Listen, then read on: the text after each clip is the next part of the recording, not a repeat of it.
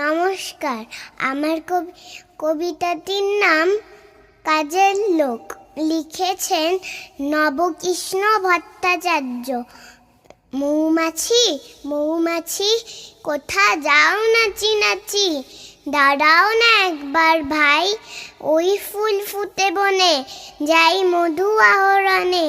দাঁড়াবার সময় তো নাই, ছোট পাখি কিচিমিচি ডাকি ডাকি, কোথা যাও বলে যাও শুনি। এখন না কব কথা, আমি আছি তৃণলতা, আপনার বাসা আগে বুনি। পিপিলিকা দল বল ছাড়ি একা, কোথা যাও যাও ভাই বলি। শীতের সঞ্চয় চাই, খাদ্য